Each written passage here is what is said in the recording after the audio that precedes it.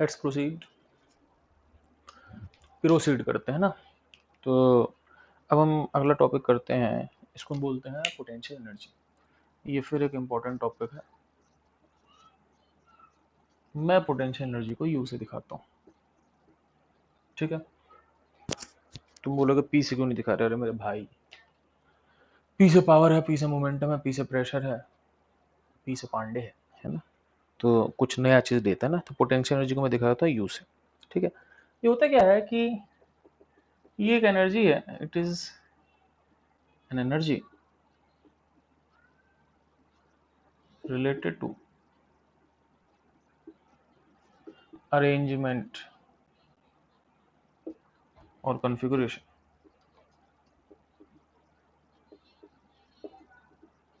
ये एक ऐसी एनर्जी है जो अरेंजमेंट या कॉन्फ़िगरेशन पे डिपेंड करती है, और it is changed when we change configuration और अरेंजमेंट और इट चेंजेस ऑन डिफॉर्मेशन।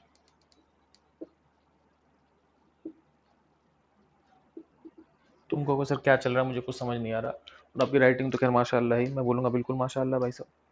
अब सुनो, होता क्या है मैं समझाता हूँ।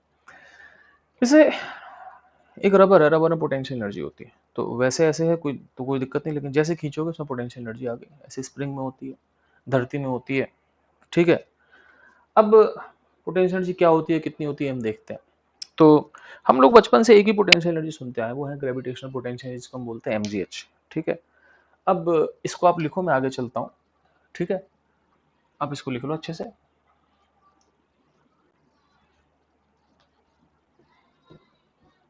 और कुछ आपको सजेशन हो या कुछ भी हो तो प्लीज़ मुझे कमेंट बॉक्स में कमेंट कर दिया करें। मैं अपने को कुछ ना कुछ चेंज कर लूँगा उस हिसाब से, अगर आपको कुछ भी दिक्कत लगती है ना। अच्छा, अब क्या होता है, इट्स वैल्यू, किसकी वैल्यू, पोटेंशियल एनर्जी की, depends on reference level, but change but its change is independent of reference level। तुम बोलोगे सर मुझे कुछ भी समझ नहीं आ रहा, आप क्या चौके छक्के मारते जा रहे हो, ठीक है। आराम से समझाता हूँ। और अगली चीज कि एंड इट्स चेंज, इसके चेंज को डेल्टा यू से दिखाते हैं, is defined as negative of work done by conservative forces.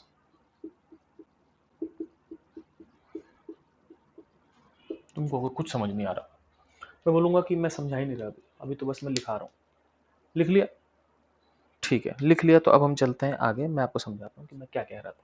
मिटा रहा हूँ मैं, थोड़ा थोड़ा लिखते हैं, मिटाते चलते, ज़्यादा लोड नहीं डालते।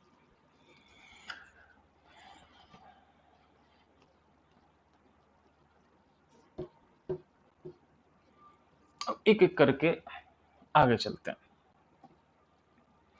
तो होता क्या है, और एक और चीज सबसे important, it is only defined for conservative forces. कैसे, मैं समझाता हूँ। जैसे कि मान लो, सपोज एक चीज की काइनेटिक एनर्जी थी कुछ k1, और मान लो इस पर कोई कंजर्वेटिव फोर्स लग रहा है, जो भी है ना, मुझे नहीं पता कौन सा कंजर्वेटिव फोर्स है, लेकिन जैसे मान लो mg लग रहा है। अब क्या हुआ, आपने इसको उछाल दिया, मान लो इसकी काइनेटिक एनर्जी k2 होगी, ठीक है। मुझे पता है कि एनर्जी का नुकसान नहीं होता, ठीक है। मुझे पता है एनर्जी का नुकसान नहीं होता। बेसिकली होता क्या है कि जो एनर्जी कम होती है, जैसे कि मान लो टोटल एनर्जी सेम रहती है, जैसे मान लो अगर इसकी एनर्जी 100 की 80 हुई है, ठीक है ना, तो मुझे पता है कि एनर्जी जाती कहीं नहीं, एनर्जी वहीं रहती है, नहीं तो वापस कैसे आती है। जैसे आप मेरी बात समझना, जैसे मान लो आपने एक चीज़ को 100 से उछाला, 100 जूल काइनेटिक एनर्जी है, यहाँ काइनेटिक 0 जूल होगी। तो मुझे पता है कि काइनेटिक एनर्जी 100 कम हुई है, लेकिन अगर वो 100 एनर्जी गायब हो जाती तो जब वो वापस आता है उसकी एनर्जी फिर 100 हो जाती है। तो इसका मतलब एनर्जी जाती कहीं नहीं है, एनर्जी वहीं रहती है, किसी फॉर्म में स्टोर हो जाती है, फिर वापस मिल जाती है। समझ मेरी बात? लॉस कहीं नहीं होता इसमें काइनेटिक एनर्जी का। तो मुझे पता है कि एनर्जी अगर K1 से K2 गई है, ठीक है ना, मुझे पता है कि अगर एनर्जी K1 से K2 गई है तो इसका मतलब क्या हुआ है कि जो इसकी काइनेटिक एनर्जी कम हुई है ना, तो डेल्टा के कितना हो जाएगा, काइनेटिक एनर्जी कम कितनी हुई, K2 माइनस K1। तो मान लो ये 100 है, 80 है, तो कम कितनी हुई है ना, तो 80 चेंज हुई, 80 माइनस 100 माइनस 20। ठीक है, तो मुझे पता है कि हम ऐसी वैल्यू ले लेते हैं, मान लो 100,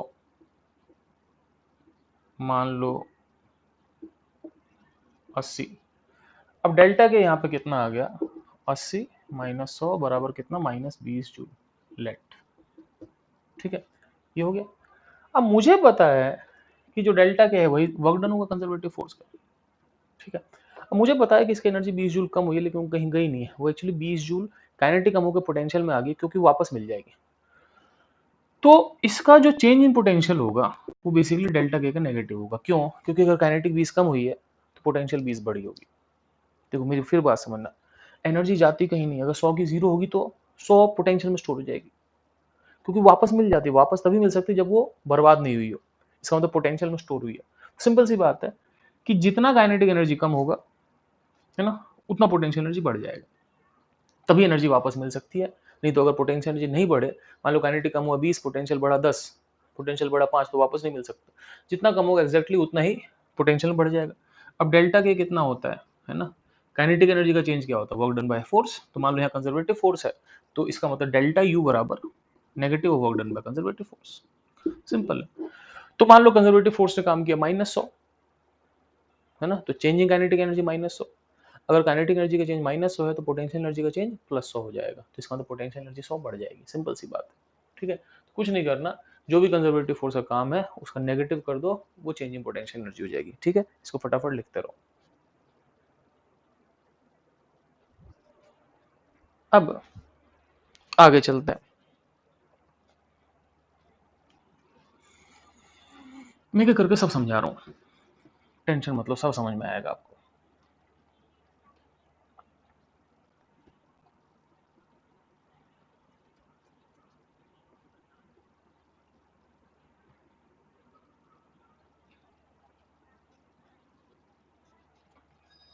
ठीक है, अब सुनो मेरी बात। अब बात करते हैं gravitational potential energy. Gravitational potential energy क्या होती है? ठीक है, मान लो एक चीज एच ऊपर चली जाती है, उस पर mg नीचे लग रहा है। ठीक है, अब एक चीज को मैं एच ऊपर ले गया, फेंक दिया, जो भी किया, तो इसमें कंजर्वेटिव फोर्स यानी कि mg का जो वर्क होगा वो होगा फोर्स और डिस्प्लेसमेंट cos थीटा। फोर्स कितना है mg, डिस्प्लेसमेंट है h, cos थीटा की जगह cos फाई, कितना हो गया -mgh। ठीक है, तो पोटेंशियल एनर्जी का चेंज क्या होगा, minus of work done by conservative force, तो कंजर्वेटिव फोर्स का वर्क डन -mgh, तो पोटेंशियल एनर्जी का चेंज हो गया +mgh। तो इसका मतलब इस प्रोसेस में कंजर्वेटिव ने फोर्स किया, कंजर्वेटिव ने वर्क किया -mgh, पोटेंशियल का चेंज हुआ +mgh, इसका मतलब पोटेंशियल एनर्जी mgh बढ़ गई। ठीक है, तो पोटेंशियल एनर्जी जो है मेरे पास वो mgh बढ़ गई। ठीक है, अच्छा, अब चलते हैं आगे। तो बेसिकली ऐसा हुआ, समझना मेरी बात। मान लो जैसे कि कंजर्व, जैसे मान लो mg ने काम किया -100, इसका मतलब क्या हुआ, बेसिकली काइनेटिक एनर्जी का चेंज -100 हो गया।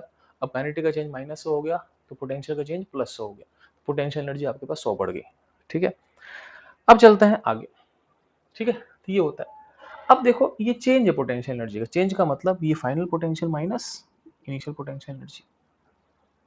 ठीक है, अब होता क्या है कि अगर मैं इस हाइट को 0 मान लूं,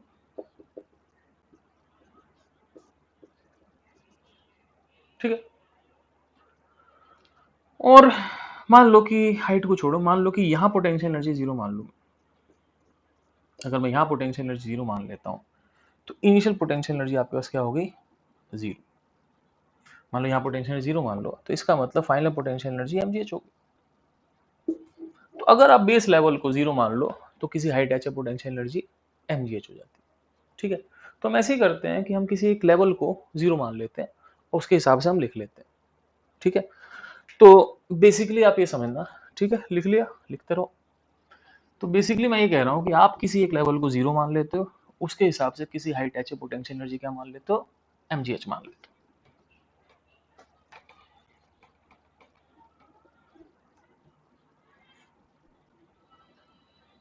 ठीक है। सपोज आपने इस हाइट को 0 मान ली, तो इससे 4 मीटर ऊपर पोटेंशियल एनर्जी क्या होगी, mg इंटू 4। इससे 6 मीटर ऊपर पोटेंशियल एनर्जी क्या होगी, mg इंटू 6। अब बताओ इसे 3 मीटर नीचे पोटेंशियल एनर्जी क्या होगी, कुछ नहीं होगी, mg इंटू -3। mg h है, ऊपर होगा तो प्लस, नीचे होगा तो माइनस, ठीक है। दूसरी बात मैंने ये कही कि एक्चुअली पोटेंशियल एनर्जी का चेंज डिफाइंड होता है, वैल्यू डिफाइंड नहीं होती। वैल्यू तो आप डिफाइन करते हो। जैसे कि मान लो मेरी बात समझना, देखो डिफाइन होता है चेंज। जैसे कि मान लो मैं किसी को 1 मीटर ऊपर ले गया, तो mg नीचे 1 ऊपर, तो mg का वर्क होगा -mg1, पोटेंशियल एनर्जी का चेंज हो गया mg1। अब समझना, अगर मैं फर्श को 0 हाइट मानता हूं तो mg1 से mg2 गया, चेंज हो गया mg1, ठीक है। अगर मैं जमीन को नीचे मान लूँ, तो मान लो मैं 12वीं मंजिल पर ले रहा हूँ, मान लो मैं 40 मीटर ऊपर हूँ, तो मान लो ये 40 मीटर पे है, तो जमीन से 40 मीटर और ये 1 मीटर ऊपर, तो mg 40 से mg 41, mg 40 से mg 41 पे कितना डिफरेंस हो गया mg1, मेरे पास समझ। छत को 0 मानो, तो ये 3 मीटर नीचे है, ये 2 मीटर नीचे है, तो mg -3 से mg -2, अभी भी डिफरेंस mg1 का हुआ। मैं वही कह रहा हूँ कि देखो पोटेंशियल एनर्जी कितनी है डिपेंड करता है आप रेफरेंस किसको मानते हो। आप जिस जगह ग्रेविटेशनल पोटेंशियल एनर्जी 0 मान लो, वो आपकी इच्छा है, लेकिन जो डिफरेंस है वो हमेशा सेम रहेगा। जैसे कि मान लो इस पॉइंट से इस पॉइंट का डिफरेंस mg2 रहेगा, अगर आप इसको भी 0 मान लो तो ये mg7 हो जाएगा और ये mg9 हो जाएगा, ठीक है ना। तो भी डिफरेंस mg7 mg9 का mg2 रहेगा। इसका मतलब इसका डिफरेंस डिफाइन होता है, वैल्यू तो आप रखते हो, ठीक है। तो इसका मतलब क्या है कि it's difference delta u is fixed, but it's value, इसकी जो वैल्यू है depends on reference level.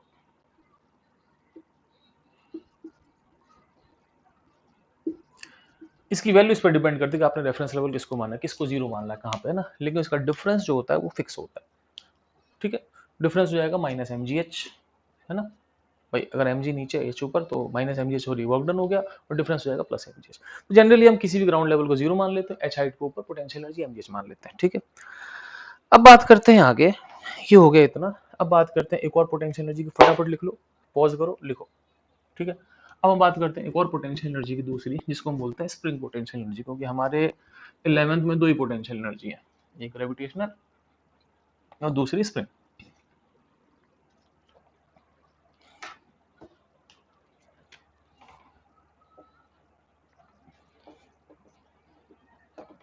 Spring potential energy, ठीक है। होता क्या है कि at natural length potential energy of spring is considered 0। हम ऐसा मान के चलते हैं कि एक स्प्रिंग की पोटेंशियल एनर्जी नेचुरल लेंथ पर 0 होती है। अब इसका रीजन क्या है, वैसे आप नहीं मानो, आपकी इच्छा है, आप रेफरेंस कहीं मान सकते हो, लेकिन इसका बहुत सिंपल सा रीजन है कि एनर्जी की डेफिनेशन क्या होती है। एनर्जी की डेफिनेशन होती है energy is an ability, energy is the ability to do work. और सोचो एक स्प्रिंग अगर खींची हुई, और वर्क क्या होता है, फोर्स इनटू डिस्प्लेसमेंट।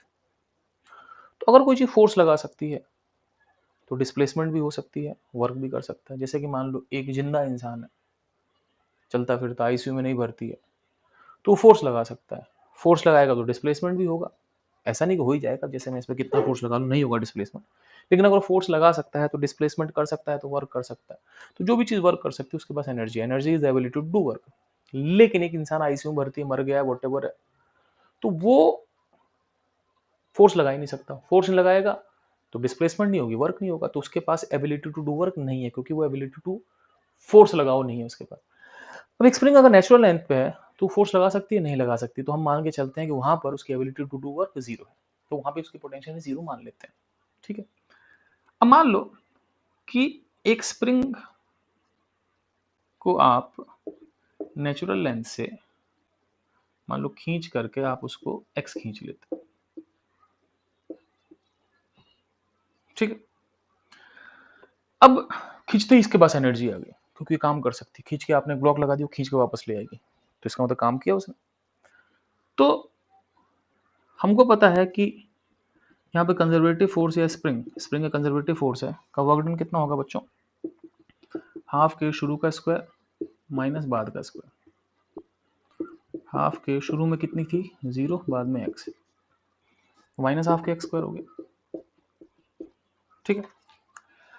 अब डेल्टा यू जो होता है, you final minus you initial, वो जाता है negative work done by conservative force. जैसे मान लो एक ब्लॉक लेकर आपने धक्का दे दिया, ठीक है, सही, तो यहाँ पे ब्लॉक धीमा हो गया, तो मान लो ब्लॉक की एनर्जी जो है, मान लो स्प्रिंग का वर्क डन हो गया -20, तो उसकी काइनेटिक एनर्जी -20 हो गई, मतलब -20 का चेंज हो गया, 20 कम हो गया, ठीक है ना, ये तो हुआ, तो पोटेंशियल 20 बढ़ जाएगी।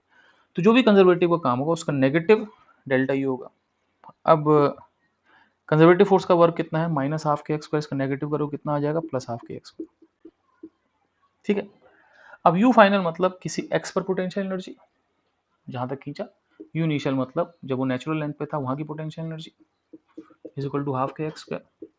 हमें मान के चलते हैं कि नेचुरल लेंथ पे पोटेंशियल एनर्जी कितनी है, 0 है, तो नेचुरल लेंथ पे 0, तो इसका मतलब किसी भी एक्स पे जो पोटेंशियल एनर्जी होगी हाफ के एक्स स्क्वायर होगी। तो एक सिंपल सा फॉर्मूला है कि एक स्प्रिंग एक्स खींची हो, एक्स दबी हो, फर्क नहीं पड़ता, उसकी potential energy half k x square होती है। खींचने दबने से कोई फर्क नहीं पड़ता। पूछो क्यों भाई, अगर मान लो आप इधर प्लस मान लो, इधर माइनस मान लो, क्या फर्क पड़ता है, स्क्वायर तो स्क्वायर ही।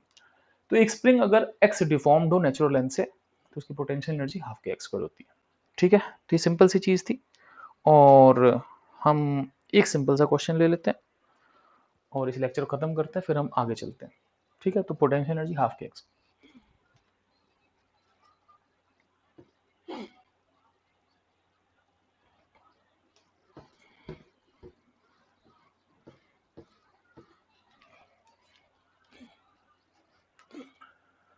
मान लो एक सिंपल सा क्वेश्चन है कि ये एक, मान लो 2 किलो का मास है, ये इक्विलिब्रियम में, ठीक है। तो मुझे पोटेंशियल एनर्जी ऑफ स्प्रिंग बतानी है, ठीक है। के मान लेते हैं इसका 1000 न्यूटन पर मीटर। चलो भाई, अब देखो, अगर ये इक्विलिब्रियम में है तो क्या होगा कि ये थोड़ी खींची होगी। तो मान लो ये नेचुरल लेंथ है और ये मान लो एक्स खींचा हुआ है। तो अगर एक्स खींचा हुआ है तो नेचुरल सी बात है, इक्विलिब्रियम का मतलब नेट फोर्स 0 है। शायद नेट दिख रहा होगा आपको। अब नेट फोर्स 0 का मतलब नीचे एम जी ऊपर के एक्स, वो 0 होने का एक ही मतलब के एक्स एम जी आपस में कट रहे होंगे। नेट फोर्स 0 होने का मतलब के एक्स और एम जी आपस में कट गए। के कितना है 1000, एक्स एम कितना है 2, जी कितना है 10, एक्स आ गया 20/1000, 2/100, तो 2/100 ही लिख देते हैं। मीटर जिसको 2 सेंटीमीटर बोल सकते हैं, तो इतना खींचा हुआ है। अब पूछा कि इसकी पोटेंशियल एनर्जी क्या होगी, तो इसकी पोटेंशियल एनर्जी जो होती है स्प्रिंग की, वो होती है half k x square, half के आपके पास है 1000, एक्स, एक्स कितना है बच्चों 2/100 मीटर, एसआई में चलते हैं का स्क्वायर, ये हो गया 1000/2, 2 इंटू 2, नीचे 100 इंटू 100, 2 से 2 कट गया, 3 0 कट गया, आ गया 2/10 जूल। 2/10 जूल मतलब 0.2 जूल। तो इसकी पोटेंशियल एनर्जी होगी 0.2 जूल हो जाएगी, ठीक है। तो ये छोटा सा लेक्चर है, पोटेंशियल एनर्जी खत्म हो गया। अब हम इसके बाद और कुछ चीज़ें करेंगे, ठीक है। पोटेंशियल एनर्जी क्या मेरे पास, स्प्रिंग पोटेंशियल एनर्जी होगा। अब हम मैकेनिकल एनर्जी कंजर्वेशन करेंगे, जो थोड़ा हल्का सा बड़ा टॉपिक हो सकता है। बड़ा टॉपिक मतलब आधे घंटे का हो सकता है, और क्या ना, ठीक है। ओके बच्चों, बाय, लिख लो, लिखते रहो, चिल मारो।